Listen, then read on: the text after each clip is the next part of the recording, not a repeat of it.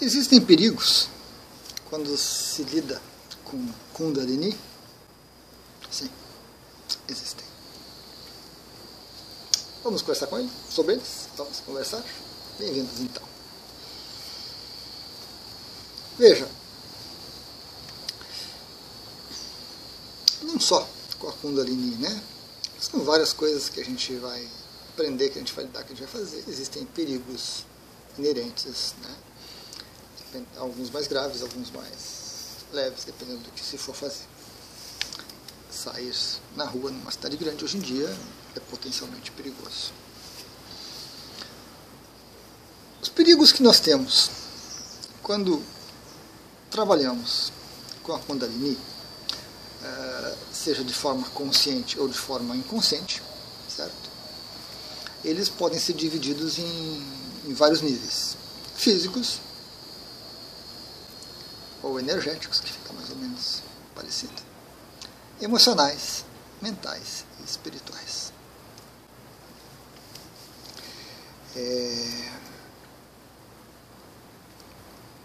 A literatura às vezes não ajuda muito. Algumas pessoas falando sobre isso também às vezes não ajudam muito. Porque ficam muito quase um assustar, né? As pessoas, há muito medo envolvido, existe o desconhecido em relação à Kundalini e isso gera um medo natural nas pessoas. Mas eu penso que, da mesma forma que o despertar é inexorável, a Kundalini está extremamente ligada ao despertar. Não há como fugir, não há como escapar. Então nós precisamos, sim, tomar alguns cuidados, buscar adotar algumas atitudes que são importantes, que são impactantes, né, nesse desenvolvimento e nesse trabalho todo com a Kundalini. Um dos principais problemas que eu vejo ao se trabalhar a Kundalini é a questão da sobrecarga. E a sobrecarga, ela se manifesta em todos os níveis que eu comentei. Talvez o mais impactante dessa sobrecarga seja o corpo físico. Talvez o mais impactante seja o corpo físico. E me arriscaria a dizer que muitas pessoas ficam doentes, muitas pessoas desenvolvem doenças graves por despertarem essa energia de forma inconsciente, por não saberem como lidar com ela e por não tomarem os cuidados adequados. Então, à medida que a nossa Kundalini desperta e que ela começa a fluir, a passagem natural dela é pelo Sushumna, nosso canal central. Esse é o caminho que a Kundalini usa para ascender até o chakra coronário. E nessa passagem, que não é uma passagem única, ela, a princípio, revitalizaria os chakras e revitalizaria os órgãos e glândulas associados aos chakras e continuaria o seu fluxo até o chakra coronário, onde a gente teria uma experiência de pico, uma experiência oceânica, um despertar, alguma coisa assim. Essa situação ideal que nós temos. Esse é o objetivo do processo, né? Porém,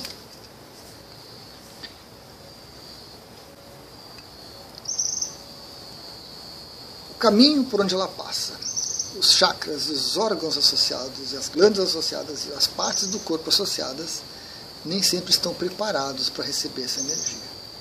Nem sempre estão preparados. E apesar de nós termos 3 nós, que contém um pouco essa energia, contém um pouco essa força, não deixam ela fluir plenamente, ainda assim, nós temos a sobrecarga. Então nós temos sobrecarga em todo o nosso corpo. Um aspecto muito importante, muito comum às vezes, é o chakra cardíaco. O chakra cardíaco não é o coração, chakra cardíaco fica no meio do peito, né? O canal Sushumna é um canal central e é nele que estão ligados os grandes chakras. O chakra cardíaco mexe com pulmões, mexe com o coração. Mas o coração é um ponto crítico. Há alguns anos atrás, enquanto eu estava no meu desenvolvimento, eu comecei a sentir pressão no cardíaco, comecei a sentir pontadas, comecei a sentir taquicardia, né, uma aceleração sem razão aparente, em situações normais, ou situações até normais demais, tipo eu estava dormindo, repousando, bem tranquilo, e acordo, espreguiço um pouquinho e sinto aquilo. Então, o que eu fiz? Eu procurei um médico. Eu fiz exames para verificar se fisicamente estava com algum problema realmente. Não estava tudo tranquilo. Mas essas percepções continuaram, essas sensações continuaram. Então eu comecei a modificar algumas coisas em mim para que essa energia que estava me pressionando o coração, pressionando o meu centro cardíaco, conseguisse ser melhor absorvida, conseguisse ser melhor trabalhada. E nós temos um nó no chakra cardíaco. Então, eu comecei a me modificar para que isso não me causasse realmente um ataque cardíaco.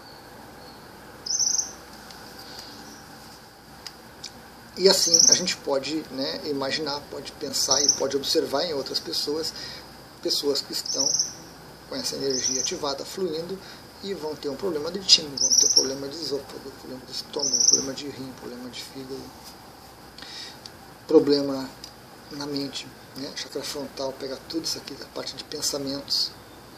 Então, um AVC é algo a se considerar. Principalmente porque nós temos outro nó aqui, né? Então, aquela pressão da energia batendo aqui, uma mente totalmente destrenada, uma mente que funciona a seu bel prazer, pensa no que quer, a hora que quer, do jeito que quer, é um campo fértil para um problema físico. Então a passagem dessa Kundalini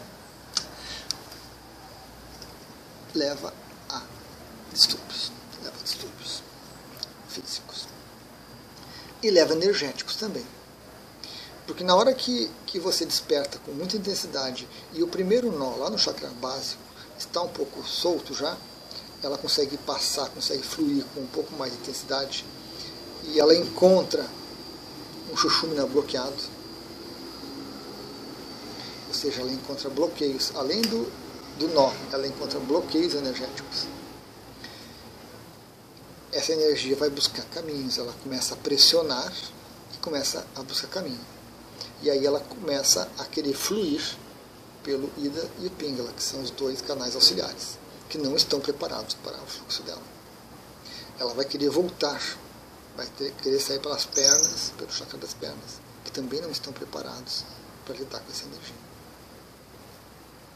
E esses distúrbios energéticos refletem no físico, na sobrecarga, ou refletem no emocional, que está mais próximo, que nós vamos ver daqui a pouquinho. Então, os perigos energéticos também são uma sobrecarga, uma passagem, um volume excessivo de energia, além daquilo que a gente pode suportar naturalmente.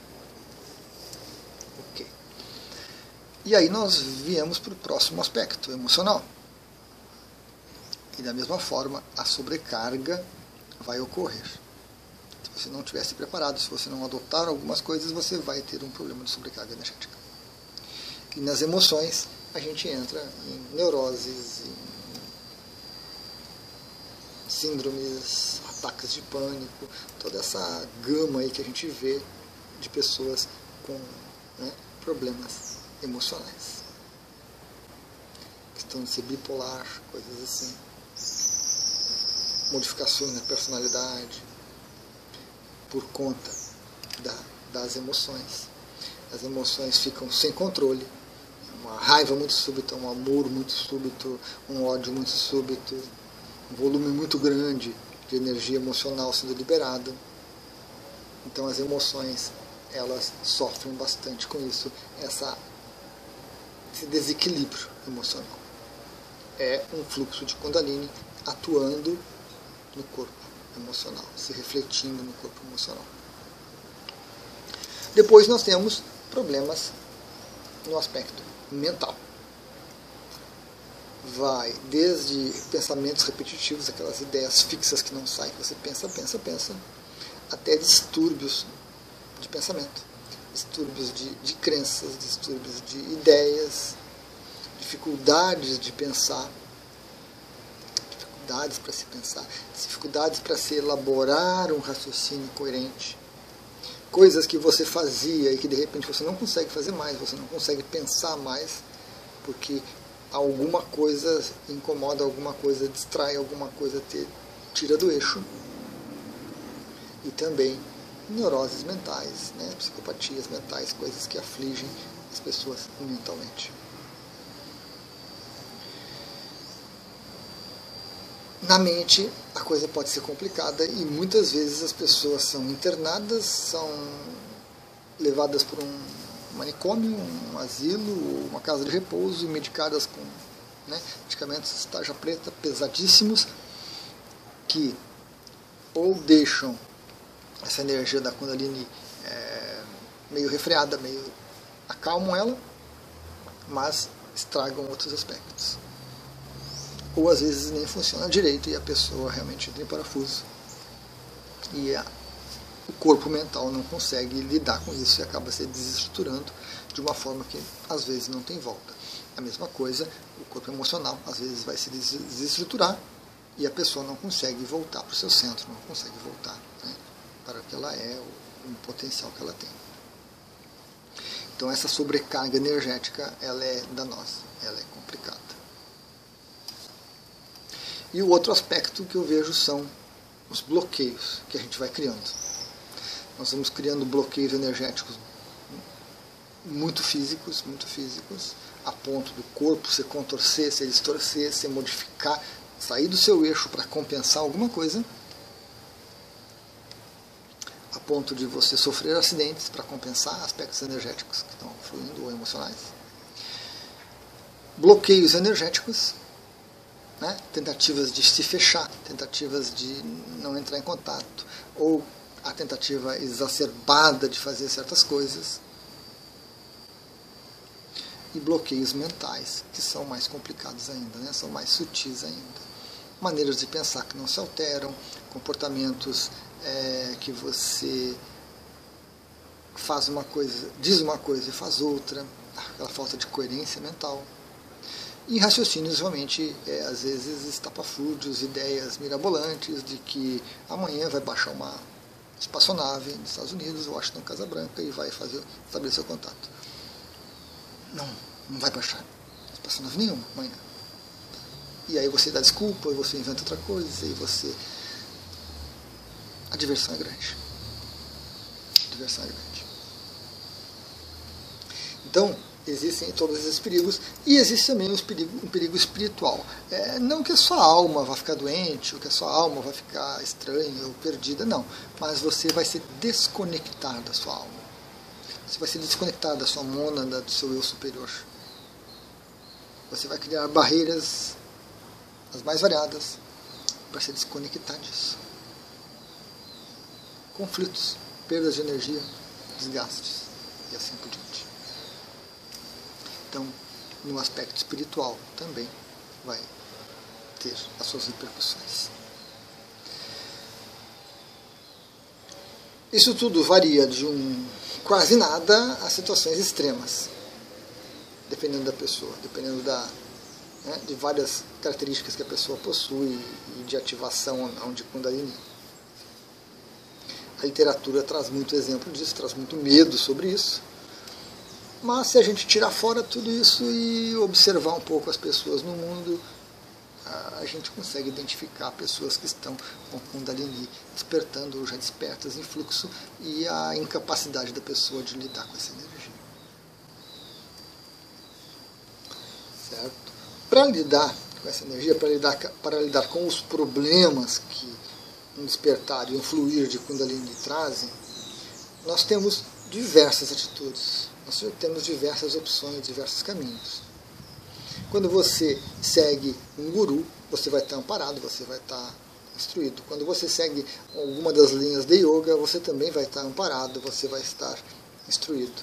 Quando você estuda sobre o assunto e não quer se envolver com nenhuma dessas crenças, você quer manter um caminho seu particular, você também vai estar bem orientado. À medida que os problemas vão surgindo, você vai percebendo e você vai resolvendo. Como eu percebi essa questão do cardíaco e eu busquei soluções.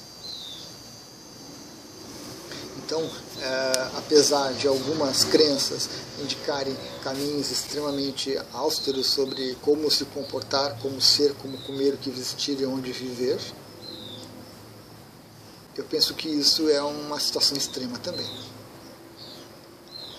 Já que a Kundalini é algo humano, como raça humana, como todos nós temos, você não precisa se tornar algo diferente para poder lidar com isso. Você não precisa sair da sua realidade para lidar com isso.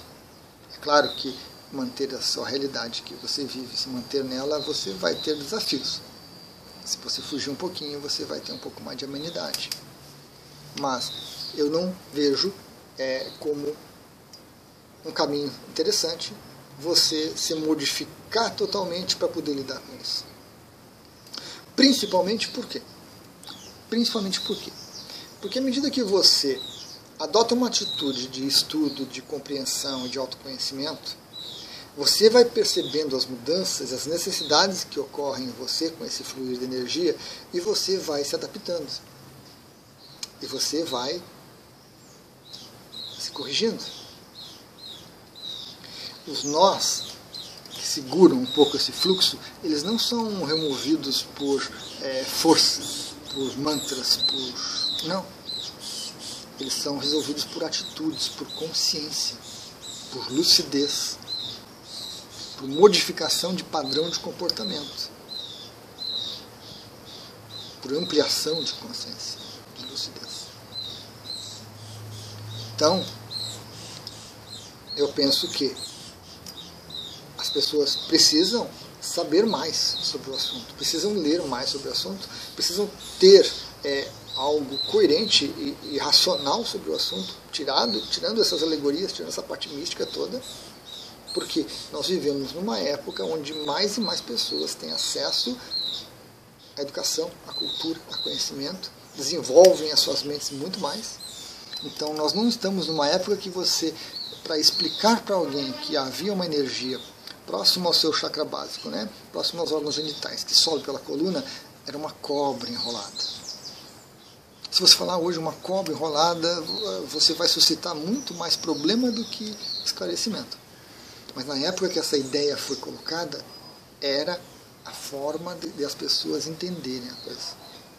Então nós precisamos realmente de uma linguagem mais atual, de uma linguagem mais simples, sem precisar rebuscarmos, sem precisar inventar termos, para que as pessoas compreendam essa situação, lidem com ela adequadamente e evitem toda essa gama de problema, toda essa gama de dificuldades que pode estar presente relacionadas à Kundalini. E você vai alterar a sua vida. Com toda certeza você vai alterar a sua vida à medida que essa energia for fluindo. Vai alterar a sua alimentação, vai alterar a maneira de falar, a maneira de viver, a maneira de encarar os outros. Tudo isso vai estar envolvido. Mas é diferente você querer mudar as coisas para fazer a Kundalini fluir e você ter a Kundalini fluindo e você mudar as coisas para se adaptar a essa energia que você está percebendo. Diferença fundamental. Seguir as crenças é bom, ajuda, mas pode incomodar. No meu caso, incomoda. Eu não gosto das limitações das crenças, então eu não sigo nenhuma. Mas eu leio, eu observo, eu converso, eu troco ideias e eu absorvo o que tem de bom.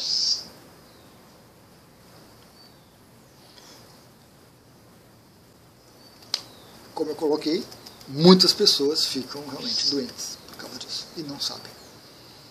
E como a ciência não sabe, como a ciência ignora e não quer saber disso, pelo menos oficialmente, porque tem muitos estudos por aí espalhados trabalhando com essa coisa, toda, as pessoas ficam sem saber o que está acontecendo, ficam sem uma explicação. E, somado a isso, toda uma resistência que nós temos a tomar certas atitudes, a buscar certos caminhos, dificultam mais o processo e causam mais problemas ainda. Para a mente isso é terrível, isso é um sofrimento imenso. Para a nossa consciência é interessante, porque ela aprende, porque ela vai lidando com essas variáveis todas e vai adquirindo um conhecimento sobre isso. Para que em outra vida que ela criar, outra vidinha que ela criar no planeta, ela melhore a coisa e faça isso fluir de uma maneira melhor. Certo? Vamos voltar a falar um pouco mais sobre os problemas, talvez eu abra mais algumas coisas, traga mais algumas informações, mas vocês vão encontrar isso bastante na literatura. Procure manter uma atitude racional, procure manter uma atitude até distanciada para não se envolver com a terminologia, para não se envolver com as fantasias todas, e absorvendo o que tem de bom em cada uma delas. O que não se pode pensar é que você vai despertar a Kundalini, ela vai subir e você vai estar iluminado. Não vai existir um salto quântico para isso, porque não existe esse tipo de coisa. Da mesma forma que você, para se tornar um atleta, tem que ter anos de treinamento, da mesma forma que você vai tocar piano, você tem todo um aprendizado, e você vai ter dores, a gente não pode imaginar que para lidar com algo tão importante, algo tão presente no ser humano, a coisa aconteça assim, que eu vou falar um mantra e vai tudo funcionar e tudo vai se resolver. Não é o caminho, não é o ideal, embora alguns tentem e alguns gostem disso, né? E alguns busquem esse caminho. Muitos buscam um guru porque acham que o guru vai tocar em você, só quando ele vai despertar e você vai virar um semideus ou alguma coisa assim. Ok? Então é preciso preparação, é preciso cuidado. Isso é fundamental. Gratidão.